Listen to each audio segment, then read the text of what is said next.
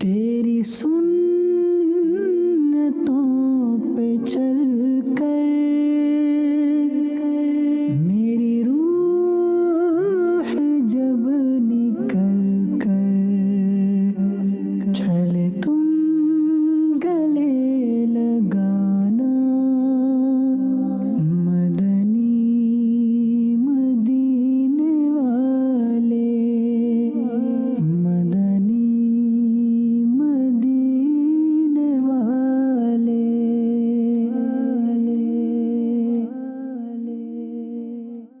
الحمد للہ رب العالمین والصلاة والسلام علی سید المرسلین اما بعد فاعوذ باللہ من الشیطان الرجیم بسم اللہ الرحمن الرحیم. الصلاة والسلام علیک یا رسول اللہ وعلی آلک واصحابک یا حبیب اللہ. الصلاة والسلام علیک یا نبی اللہ وعلی آلک واصحابک یا نور اللہ. میٹھے میٹھے اسلامی بھائیوں اور مدنی چینل کے ناظرین، مدنی چینل کا سلسلہ ہے یہ بھی نبی پاک کی سنت ہے. اور آج ہم کون سی سنت لے کر آئے ہیں؟ سبحان اللہ. آج جس سنت کے بارے میں بات کرنا ہے، آج گویا میں کہوں کہ یہ اسلام کا حسن ہے، خوبصورت ترین اسلام کی تعلیمات میں سے یہ ایک عمل ہے. اللہ کرے کہ ہم اس پر عمل کرنے والے بن جائیں تو ہمارے محلوں میں، ہمارے پڑوس میں گویا خوشیاں آ جائیں گی اور لوگوں کے دلوں میں، بڑی مسلمانوں کے دلوں میں جس کو آپ کہیں کہ خوشیاں داخل ہوں گی. یہ کون سا عمل ہے ضرور آپ کو بتاتے ہیں. یہ وہ عمل ہے کہ جو اگر رائج ہو جائے تو محلوں میں خوشیاں آ جائیں، پڑوس کے لوگ تو بہت زیادہ خوش ہو جائیں. ایسا کیا عمل ہے ضرور بتاتے ہیں آپ کو، مگر ایک بڑا ایمان افروز واقعہ میں آپ کو سناتا ہوں. امام اعظم ابو حنیفہ حضرت نعمان بن ثابت رضی اللہ تعالیٰ عنہ کو کون نہیں جانتا؟ آپ کا نام سبحان اللہ جب بھی لیا جائے سر ادب سے جھک جاتا ہے. ایک بہت عظیم ہستی ہیں، علم کا سمندر ہیں، فقہ کے امام ہیں، لیکن اس کے ساتھ ساتھ آپ کے اخلاق کریمہ کیسے. آپ کے پڑوس میں ایک شرابی نوجوان رہتا تھا، شراب پی کر رات کو آتا، خوب گل گپاڑا کرتا، رات کو بہت شور شرابہ کرتا، اور حضرت کو یقیناً اس سے تکلیف ہوتی. شور کی حالت میں نہ آپ آرام کر سکتے ہیں نہ مطالعہ کر سکتے ہیں، لیکن بہرحال وہ برابر میں رہتا تھا اور شور کرتا تھا. ایک دن امام اعظم ابو حنیفہ رضی اللہ تعالیٰ عنہ نے رات اس کی آواز نہ سنی، وہ شور نہ سنا. تو فجر کے بعد آپ اس کے بارے میں آپ نے معلومات کی کہ وہ برابر میں پڑوسی کی آواز نہیں آئی، اس کے شور کی آواز نہیں آئی. تو بتایا گیا کہ کوتوال نے، یعنی اس علاقے کے جو پولیس انسپیکٹر کہہ لیں، تو کوتوال نے جو ہے وہ اس کو جیل میں ڈال دیا ہے. نشے کی حالت کی وجہ سے اسے جیل میں ڈال دیا گیا. تو آپ رحمۃ اللہ تعالی صبح سویرے کوتوال کے جو ہے وہ گھر تشریف لے گئے. ابھی اس کا دروازہ کھٹکھٹایا تو پتہ چلا کہ امام اعظم آ گئے. آپ کا تو شہرہ پورے ملک میں تھا. تو وہ ننگے پیر ننگے سر دوڑتا ہوا دروازے پر آ کر کہتا، حضور آپ میرے آستانے پر، حضور آپ میرے دروازے پر، میری اتنی اوقات ہو گئی کہ وقت کے امام میرے دروازے پر آئیں گے. اللہ اکبر. تو امام اعظم ابو حنیفہ رضی اللہ تعالیٰ نے فرمایا کہ تم نے میرے پڑوسی کو رات اٹھا لیا ہے اور اسے قید کر دیا ہے. تو وہ کہتا ہے، یا سیدی میں آپ کو گواہ بنا کر کہتا ہوں میں نے اسے آزاد کیا، بلکہ کل رات جتنے قید میں آئے تھے لوگ سب کو آزاد کر دیتا ہوں. آپ نے کرم فرمایا، آپ کے قدم لگے، نہایت تعظیم کی، ہاتھ چوما اور حضرت کو رخصت کیا اور اس بندے کو بھی حضرت کے ساتھ ہی کر دیا. اب امام اعظم ابو حنیفہ رحمۃ اللہ تعالی آگے آگے جا رہے ہیں اور وہ شخص جو ہے وہ آپ کے ساتھ ہے.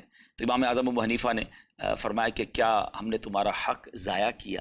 اللہ اکبر. تو وہ شخص کہتا ہے، نہیں حضرت آپ نے تو میری رعایت کی، اللہ پاک آپ کو پڑوسیوں کے حقوق ادا کرنے کی بہترین جزا عطا فرمائے. میں آپ رحمۃ اللہ تعالی کو گواہ بنا کر توبہ کرتا ہوں کہ میں اب آئندہ گناہ نہیں کروں گا. اب میں نے جو غلط کام کیے میں اس سے توبہ کرتا ہوں. اور اس کے بعد وہ آپ رحمۃ اللہ تعالی کے ذریعے اللہ کی عبادت کرنے لگا، ان سے علم سیکھنے لگا، عبادت کے طریقے سیکھے، اتباع کرنے لگا، اور آخر کار وہ اللہ عز و جل کی عبادت میں مرتے دم تک مصروف رہا.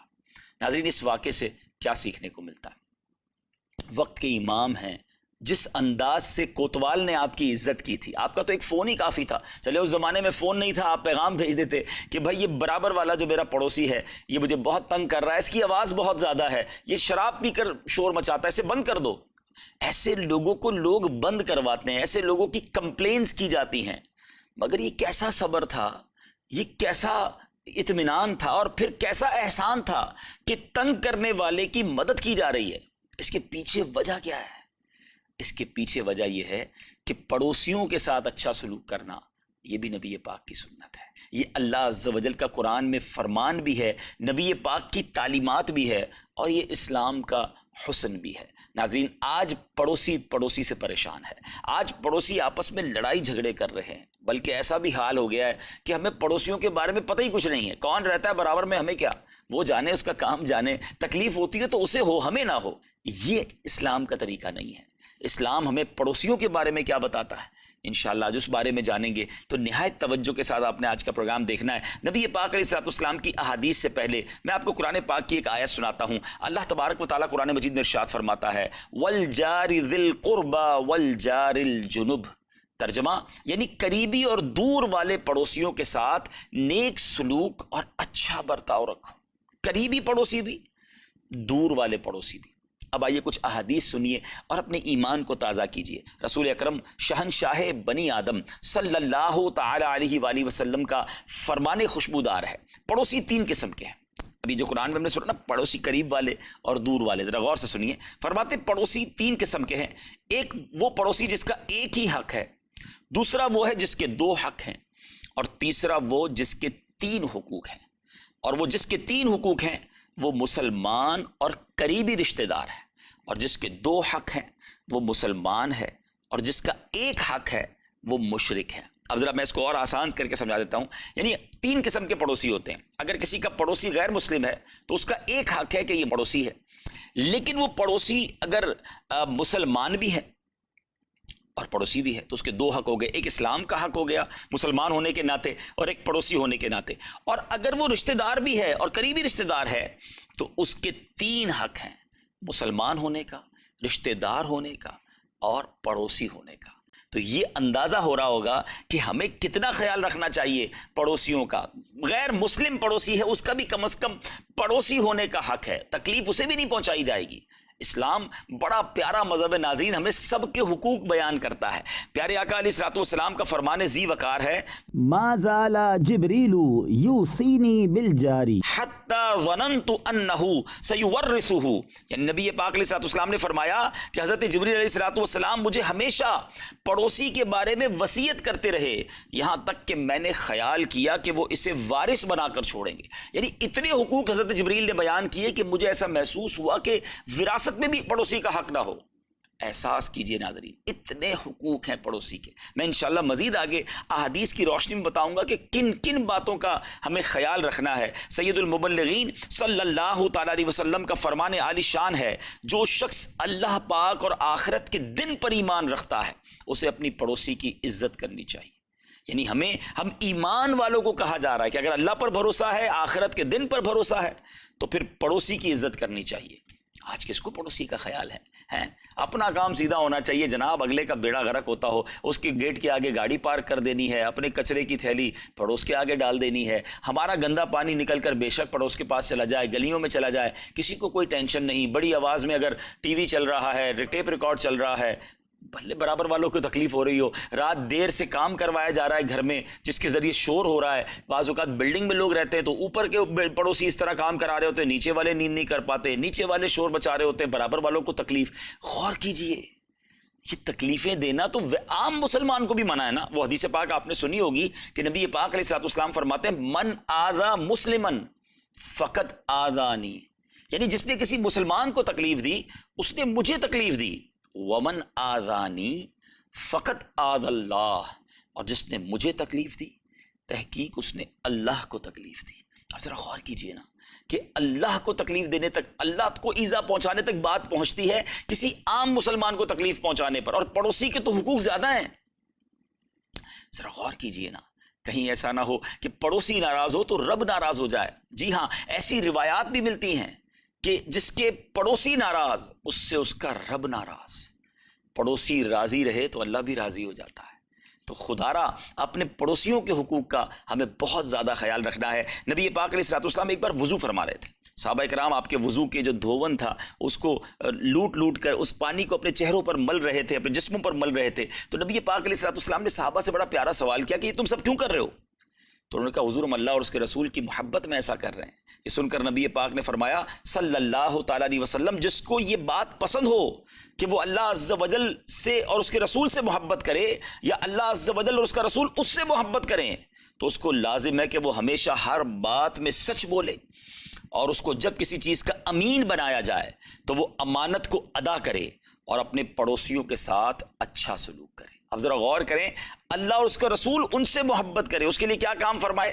سچ بولنا ہے، امانت پوری کرنی ہے اور پڑوسیوں کے حقوق ادا کرنے ہیں۔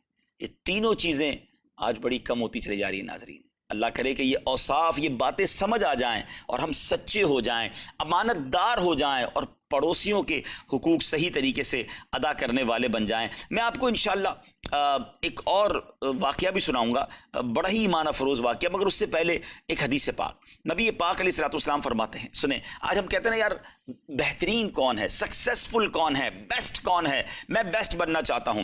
نبی پاک علیہ الصلوۃ والسلام نے فرمایا تمام ساتھیوں میں اللہ عز و جل کے نزدیک سب سے بہتر وہ ساتھی ہے جو اپنے ساتھیوں کے لیے بہترین ہو، اور تمام پڑوسیوں میں اللہ پاک کے نزدیک وہ پڑوسی بہتر ہے جو اپنے پڑوسیوں کے لیے بہترین ہو۔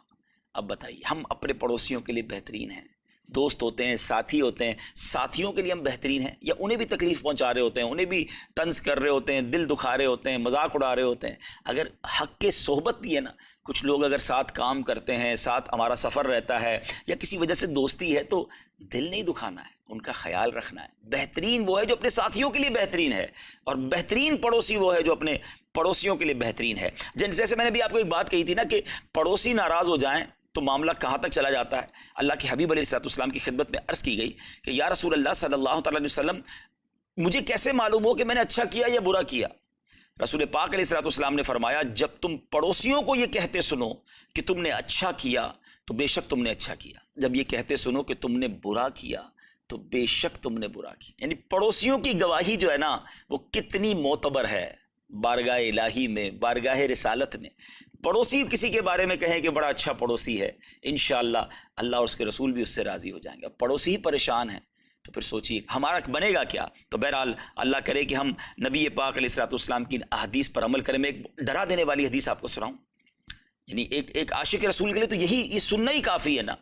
اللہ کے حبیب علیہ الصلوۃ والسلام فرماتے ہیں جو اپنے پڑوسی کا حق تلف کرے وہ ہم میں سے نہیں۔ اگر نبی پاک علیہ الصلوۃ والسلام ہی اپنے آپ سے دور کر دیں گے تو ہم کدھر جائیں گے؟ آقا کے سوا ہے کون ہمارا صلی اللہ تعالیٰ علیہ وسلم؟ انہی سے تو شفاعت کی خیرات لینی ہے۔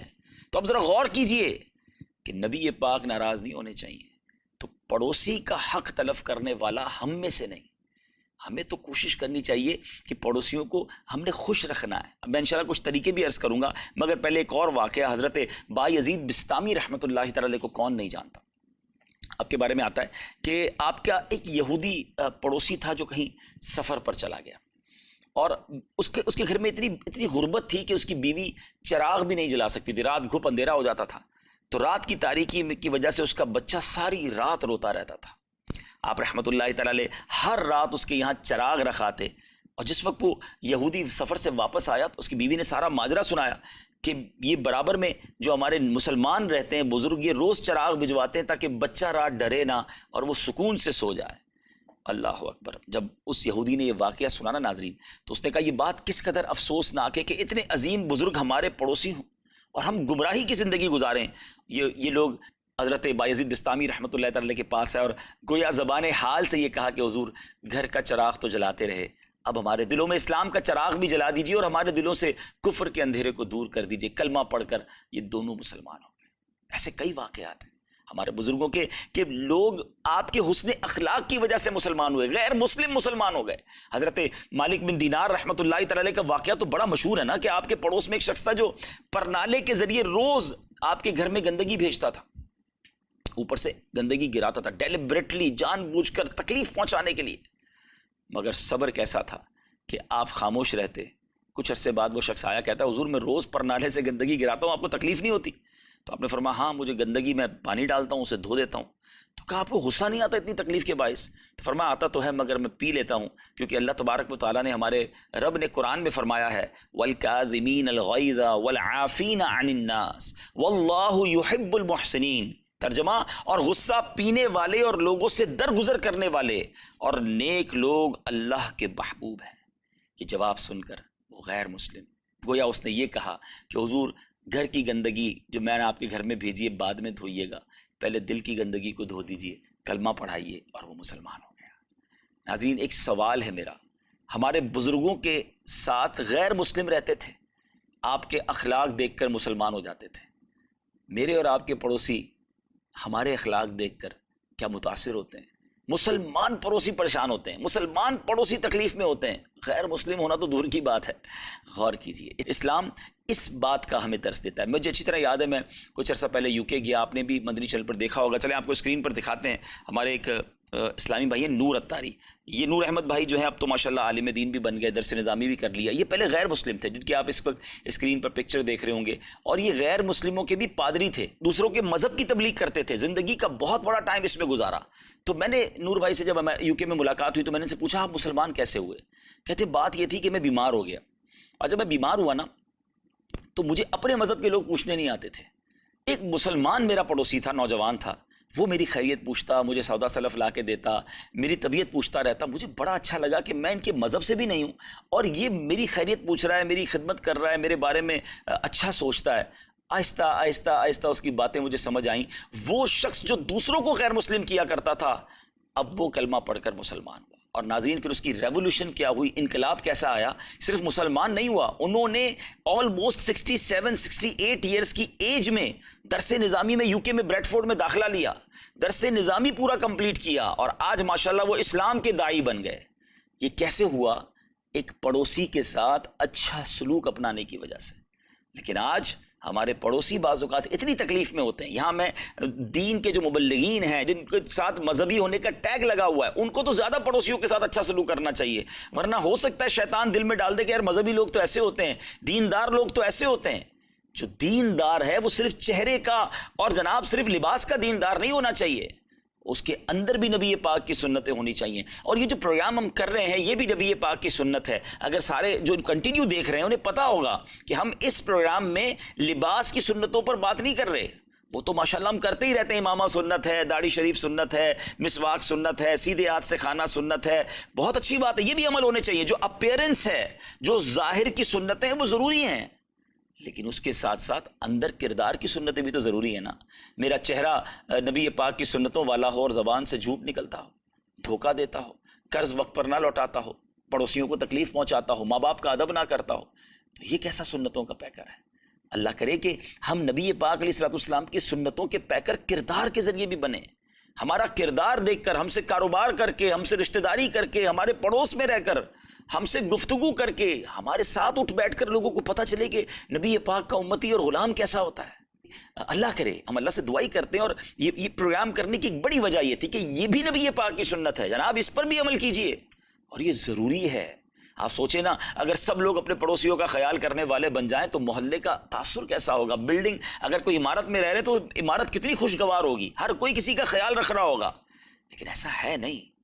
بندہ کہتا ہے جس گھر میں رہتا ہوں یہ میرا ہے، باہر جو بھی علاقہ ہے وہ میرا نہیں ہے۔ نہیں جناب، باہر کی کچھ علاقہ وہ آپ کا ہے، اس کی صفائی بھی آپ کے ذمہ ہے، آس پاس کے پڑوسیوں کا خیال رکھنا بھی آپ کے ذمہ ہے۔ اب آئیے میں کچھ باتیں بتاؤں۔ امام غزالی رحمۃ اللہ تعالی علیہ نے پڑوسیوں کے حقوق بیان کیے۔ ہو سکتا ہے اب تک گفتگو میں ناظرین یہ سوچ رہے ہوں کہ باتیں تو بہت اچھی ہو رہی ہیں، مگر ہم نے کرنا کیا کیا ہے، کتنا خیال رکھنا ہے؟ سنیے، امام غزالی رحمۃ اللہ تعالی علیہ پڑوسیوں کے حقوق بیان کرتے ہوئے فرماتے ہیں کہ پڑوسیوں کے ساتھ سلام میں پہل کرے، ٹھیک ہے، ان کے ساتھ طویل گفتگو نہ کرے، انہیں بور نہ کرے، یعنی ایسا نہ ہو کہ کھڑا رہ جائے یا گھر جائے تو پھر بہت لمبی ہو جائے، مختصر پر اثر بات ہو۔ ان کے حالات کے بارے میں زیادہ سوال نہ کریں، ہر بندے کے اپنے معاملات ہوتے ہیں، بہت زیادہ ان کی ٹو میں نہیں پڑنا چاہیے۔ جب وہ بیمار ہوں تو ان کی عیادت کرے، مصیبت کے وقت ان کی غم خواری کرے، مشکل وقت میں ان کا ساتھ دے، پرابلم میں پتہ چل گیا نا پڑوسی مشکل میں، آگے بڑھ کر ساتھ دے، خوشی میں ان کو مبارکباد دے، ان کی خوشی میں شرکت کرے، ان کی لغزشوں کو معاف کرے، اپنے گھر کی چھت پر سے ان کے گھر میں نہ جھانکے، ان کے پردے کا خیال رکھے، ان کی پرائیویسی کا خیال رکھے، ان کی دیوار پر شہتیر رکھ کر یا ان کے پرنالے میں پانی گرا کر اور ان کے صحن میں مٹی وغیرہ ڈال کر انہیں تکلیف نہ پہنچائے۔ ہمارے گھر سے کسی اور کو کیوں تکلیف ہو؟ اب بدقسمتی سے جو بعض اوقات عمارتوں میں رہتے ہیں، بلڈنگوں میں رہتے ہیں، اپنا کوڑا اٹھا کے نیچے پھینک دیتے ہیں، نیچے نہیں دیکھتے کون جا رہا ہے، آ رہا ہے، راستہ ہے، کسی کو تکلیف ہوگی۔ اپنے مکان کے باہر سے کچرے کی تھیلی نکالی اور برابر میں رکھ دی، اس کا بھی تو گھر ہے، اگر آپ کے گھر کے باہر کوئی کچرا ڈال کے جائے آپ کو اچھا لگے گا؟ جو آپ اپنے لیے پسند نہیں کرتے وہ اپنے مسلمان بھائی کے لیے بالکل پسند نہ کریں۔ آگے چلتے ہیں۔ جو کچھ وہ اپنے گھر میں لے جا رہے ہوں ان پر نظریں نہ گاڑے، اور اگر ان کے عیوب ظاہر ہو جائیں، انسان ہے، ہو جاتی ہیں غلطیاں، آپ کو عیب پتہ چل جائے تو انہیں چھپائے۔ بہت عجیب عادت ہوتی ہے لوگوں کی، پڑوس کے بھی عیب ڈھونڈ رہے ہوتے ہیں، یہ خواتین میں زیادہ ہوتی ہے۔ پلیز کسی کے عیب پتہ چل جائیں تو چھپا دیں، اور اس نیت سے چھپائیں کہ یا اللہ میں اس کے عیب چھپا رہا ہوں تو میرے عیب چھپائے رکھنا۔ یاد رکھیے جو دوسروں کے عیبوں کی تلاش میں رہتا ہے نا، ایک وقت آتا ہے اس کے عیب بھی کھول دیے جاتے ہیں۔ اپنے بارے میں سوچیں، میں بھی سوچوں، اگر ہمارے عیب کھل گئے، ہمارے وہ گناہ، ہماری وہ خطائیں جو کسی کو نہیں معلوم، اگر وہ لوگوں میں پتہ چل گئی تو ہم کدھر جائیں گے؟ تو خدا را میرے میٹھے اسلامی بھائیوں، اپنے عیب، کسی کے عیب پتہ بھی چل جائیں، کسی کا مائنس پوائنٹ پتہ بھی چل جائے، ایسے بن جائیں جیسے پتہ ہی نہیں ہے۔ مومن کا جو دل ہو نا، اللہ کرے وہ لوگوں کے عیوب اور رازوں کی قبر ہونی چاہیے، پتہ چل بھی جائے تو بالکل انجان بن جائے۔ جیسے آپ کو اپنے گھر کے عیب، میں آپ سے پوچھتا ہوں، گھر میں پرابلمز ہوتے ہیں نا، گھر کے مسائل، اگر ہمارے گھر کے مسائل باہر پتہ چلے لوگوں کو، آپ چاہیں گے؟ گھر کی بات لوگ کہتے ہیں گھر میں رہنے دو، تو مسلمان سارے میرے گھر کے افراد ہیں، میرے بھائی ہیں، میری بہنیں ہیں، ان کا عیب پتہ چل گیا تو یہ میرے گھر کا پرابلم ہے، بس کو چھپا دیں، ڈھک دیں۔ عیبوں کو اچھالنے والے نہ بنے، اسکینڈل تلاش کرتے ہیں، میسیجز چلاتے ہیں، ارے تمہیں پتہ چلا فلاں نے یہ کیا تھا، کیوں کہنا ہے کسی کو؟ ہم کم گناہ گار ہیں، ہماری خطائیں کم ہیں؟ خدا را سوچیے۔ آگے چلتے ہیں کہ اگر انہیں کوئی حادثہ پیش آ جائے تو فوراً ان کی مدد کرے، پڑوسیوں کی غیر موجودگی میں ان کے گھر کی حفاظت، یعنی ان کی سیفٹی میں بالکل غفلت نہ کرے۔ اچھا آپ کو پتہ ہے پڑوسی جو ہوتا ہے نا، سب سے پہلے ریئیکٹ کرنے والے، ہم گھر میں نہیں ہیں، اللہ نہ کرے گھر میں آگ لگ گئی، گھر میں کوئی اور حادثہ ہو گیا، سب سے پہلے کون مدد کرے گا؟ جو پڑوس کے لوگ ہوں گے۔ اگر آپ کے تعلقات ہی پڑوسیوں سے اچھے نہیں ہیں، یا آپ نے پڑوسیوں کے ساتھ اپنے روابط بڑھائے نہیں ہیں، تو کل کلاں گھر میں کوئی حادثہ ہوا اور ہم گھر میں نہ ہوئے تو کون حفاظت کرے گا؟ تو حق یہ ہے پڑوسی کا کہ اگر گھر میں کوئی حادثہ ہو جائے تو فوراً اس کی سیفٹی، سیکیورٹی کے لیے عملی مظاہرہ کرے، ان کے خلاف کوئی بات نہ سنے۔ امام غزالی فرماتے ہیں ان کی عورتوں کے سامنے نگاہیں نیچی رکھے، اور ان کی اولاد کے ساتھ نرمی سے گفتگو کرے، دین و دنیا کے جس معاملے میں انہیں رہنمائی کی ضرورت ہو اس میں ان کی رہنمائی کرے۔ یہ ہے ہمارا اسلام، کتنا خوبصورت ریلیجن ہے، کتنی پیاری تعلیمات ہیں۔ اللہ کرے کہ ہم اپنے پڑوسیوں کا خیال رکھنے والے بن جائیں۔ خطائیں ہوں گی، یہ یاد رکھیے گا، پڑوسیوں کے بچوں سے غلطیاں ہوں گی، آپ کے بچوں سے ہو سکتا ہے کبھی کوئی چپکلش ہو جائے، کبھی ان سے مسٹیک ہو جائے گی، کوئی ایسی چیز وہ کر بیٹھیں گے جو آپ کے مزاج کے خلاف ہوگا۔ تو یہی تو آپ کا امتحان ہے نا جناب، کہ آپ ان کی غلط کام پر بھی صبر کریں۔ ابھی آپ نے سنا نا، حضرت مالک بن دینار کا واقعہ سنا، حضرت امام اعظم ابو حنیفہ کا واقعہ سنا کہ پڑوسی تنگ کرتا تھا، آپ نے بدلہ نہیں لیا بلکہ اچھا اسے رپلائی دیا، آخر کیا ہوا کہ وہ دوست بھی بن گئے، مسلمان بھی ہو گئے۔ تو ہمیں برائی کا جو کہتے ہیں نا، برائی کا بدلہ جو ہے نا وہ بھلائی سے دینا ہے، ٹٹ فار ٹیٹ، جیسے کو تیسا۔ ہم تو جناب شریف کے ساتھ شریف ہیں، بدماش کے ساتھ بدماش ہیں، یہ غلط فنومینا، یہ غلط فلسفی ہے جناب۔ ہم بدماش کے ساتھ بھی شریف ہیں، شریف کے ساتھ بھی شریف ہیں، تبھی تو بدماش کو اثر پڑے گا نا، وہ فرق ہوگا اس کے اندر۔ تو اللہ کرے کہ ہم ان بدلے والی، جھگڑنے والی، بدلہ لینے والی عادتوں سے ہم جان چھڑا لیں اور اپنے پڑوسیوں کا خیال رکھیں، اور بالخصوص وہ لوگ جو دین بدین کے مبلغین ہیں، خدمت کرنا چاہتے ہیں دین کی، سب سے پہلے حق تو پڑوسیوں کا ہے نا۔ انہیں نیکی کی دعوت آپ کیسے دیں گے؟ جب آپ نیک ہوں گے، ان کے ساتھ اچھے ہوں گے، وہ آپ سے محبت کر رہے ہوں گے، تو آپ انہیں نماز کی دعوت بھی دے سکیں گے، آپ انہیں اجتماع کی دعوت بھی دے سکیں گے، آپ انہیں مدنی چینل دکھانے کی بھی دعوت دے سکیں گے۔ یہ سب کب ہوگا؟ پہلے وہ یہ دیکھیں گے کہ آپ کیسے ہیں، آپ لڑائی بھی کر رہے ہیں، آپ ان کو تکلیف بھی پہنچا رہے ہیں، آپ کے گھر سے ان کو پرابلم بھی ہے، اور اب آپ کہہ رہے ہیں بھائی اب ہمارے ساتھ نیکی کے کام میں ہے، تو کیسے وہ آپ کی بات سنیں گے؟ کردار بہت ضروری ہے دین کے مبلغ کے لیے۔ سبحان اللہ، نبی پاک علیہ الصلوۃ والسلام نے جب 40 سال کی عمر مبارک تھی اور کوہ صفا پر کھڑے ہو کر میرے آقا نے جو اعلان کیا تھا، تو کیا کیا تھا کہ بتاؤ میں کون ہوں؟ تو لوگوں نے کیا کہا تھا؟ آپ امین ہیں، آپ صادق ہیں۔ وہ سارے غیر مسلمین تھے، مگر آپ کا کردار ان کے ساتھ، آپ نے زندگی ایسی گزاری تھی کہ سب کی زبانوں پر آپ کی شان کے ترانے تھے۔ تو یہ آپ نے اور میں نے سیکھنا ہے۔ ناظرین، اب یہ پڑوسی کتنا دور تک پڑوسی ہے، اس کے بارے میں بھی ذرا سن لیتے ہیں۔ علماء کرام فرماتے ہیں، مفسرین قرآن فرماتے ہیں کہ جس کا گھر اپنے گھر سے ملا ہوا ہو، وہ قریب کا ہمسایہ وہ ہے جس کا گھر آپ کے گھر سے ملا ہوا ہو۔ دور کا ہمسایہ سے مراد وہ ہے جو محلے دار تو ہو مگر اس کا گھر آپ کے گھر سے ملا ہوا نہ ہو، یا جو پڑوسی بھی ہو اور رشتہ دار بھی ہو وہ قریب کا ہمسایہ ہے، اور جو صرف پڑوسی ہو رشتہ دار نہ ہو وہ دور کا ہمسایہ ہے۔ یہ بھی ایک اس کی تعریف آئی ہے۔ اور پڑوسی بھی ہو اور مسلمان بھی ہو تو وہ قریب کا ہمسایہ ہے، اور جو صرف پڑوسی ہو مسلمان نہ ہو وہ دور کا ہمسایہ ہے۔ لیکن بہرحال قریب کے پڑوسی ہوں یا دور کے پڑوسی ہوں، خیال رکھنا ہے اور ان کے ساتھ اچھا برتاؤ کرنا ہے۔ ایک آخری حدیث سنا کر اپنے بیان کو، اپنی اس پروگرام کو ہم ختم کرتے ہیں کہ نبی پاک علیہ الصلوۃ والسلام کی تعلیمات ایک بار پھر سنیے۔ آپ فرماتے ہیں تمہیں معلوم ہے کہ پڑوسی کا کیا حق ہے؟ نبی پاک نے سوال صحابہ کرام کے سامنے کیا، تو پھر خود ہی ارشاد فرمایا کہ جب وہ تم سے مدد مانگے اس کی مدد کرو، جب قرض مانگے تو قرض دو، جب محتاج ہو تو اسے دو، اور جب بیمار ہو عیادت کرو، جب اسے خیر پہنچے مبارک دو، اور جب مصیبت پہنچے تعزیت کرو، اور مر جائے تو جنازے کے ساتھ جاؤ، اور بغیر اجازت اپنی عمارت بلند نہ کرو اور کہ اس کی ہوا روک لو، اور سنیے اپنی ہانڈی سے اس کو ایذا نہ دو بلکہ اس میں سے کچھ اسے بھی دو، اور میوے خریدو تو اس کے پاس بھی ہدیہ کرو، اور اگر ہدیہ نہ کرنا ہو تو چھپا کر مکان میں لاؤ، اس کے سامنے مہنگی مہنگی چیزیں نہ منگایا کریں۔ آج کل تو ٹیک اوے کا دور ہے، جناب غریب ہے پڑوسی ہمارا، اس کے بچوں کو وہ اتنے اچھے کھانے نہیں کھلا سکتا، اور ہمارے گھر پہ روز جناب موٹر سائیکل سے کھانا دینے والے آ رہے ہیں، مہنگی مہنگی چیزیں آ رہی ہیں، یا تو ان کو بھی دیں، اور اگر ان کو نہیں دینا تو کچھ چھپا کر رکھیں تاکہ پڑوسیوں کے بچوں کو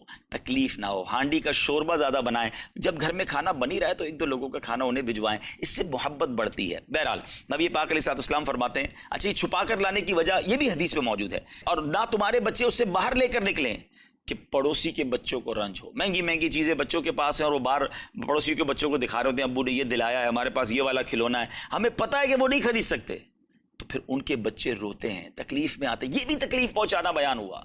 اللہ کرے کہ اس باریکی کے ساتھ ہم سوچ کر اپنے پڑوسیوں کا خیال رکھنے والے بن جائیں۔ نبی پاک فرماتے تمہیں معلوم ہے پڑوسی کا کیا حق ہے؟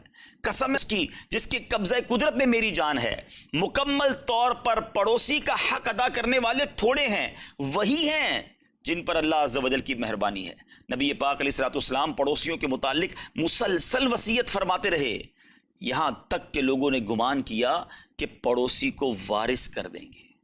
اے میرے میٹھے اسلامی بھائی، امید ہے کہ آج کے اس پروگرام سے احساس ہوا ہوگا۔ یہاں میں ایک مشورہ دینا چاہتا ہوں، آس پاس جو پڑوسی رہتے ہیں نا، ان کے پاس جائیے اور ان سے معافی مانگ لیجیے۔ تھوڑا سا مشکل لگے گا، لیکن اگر ان کے دلوں میں کوئی رنجش ہے نا، وہ دور کر لیجیے کہ حضرت آج تک کوئی تحفہ بھی بھجوا دیں کہ آج تک مجھ سے کوئی تکلیف ہوئی ہو، میرے بچوں سے، میرے گھر والوں سے، مجھے معاف کر دیجیے گا، اور آئندہ کوئی کام ہو تو میں حاضر ہوں۔ یقین کریں دلوں میں محبت داخل ہوگی۔ اگر خدا نہ خواستہ ان کی حق تلفی ہوئی ہے وہ معاف کر دیں گے تو یہ بہت ضروری ہے، کیونکہ یہاں معافی ہو جائے گی، وہاں کیسے جواب دیں گے؟ تو اللہ کرے کہ اللہ کے بندے بھی ہم سے راضی رہیں، ہمارے پڑوسی بھی ہم سے راضی رہیں، ہم اللہ اور اس کے رسول کے احکامات پر اس طرح عمل کریں کہ ہمارے پڑوسی زندگی میں بھی ہمارے لیے اچھے الفاظ استعمال کریں، اور جب ہم دنیا سے جائیں تو اللہ کرے ہمارے لیے ہاتھ اٹھا کر اللہ کی بارگاہ میں یہ دعا کریں کہ اللہ ہمارا بڑا اچھا پڑوسی، اخلاق والا، خیال رکھنے والا، نیک پڑوسی چلا گیا، میرے مالک اس کی مغفرت فرما۔ جب پڑوس کی دعا کریں گے اللہ نے چاہا ہماری بھی بخشش ہو جائے گی۔ تو بہرحال پڑوسی کے ساتھ اچھا سلوک کرنا یہ بھی نبی پاک کی سنت ہے۔ اگلے کسی پروگرام میں ایک اور نبی پاک کی خوبصورت ادا، اسلام کی خوبصورت تعلیمات لے کر حاضر ہوں گے۔ اپنی دعاؤں میں یاد رکھیے گا۔ صلو علی الحبیب صلی اللہ تعالی علی محمد صلی اللہ علیہ وسلم۔ تیری سنتوں پہ چل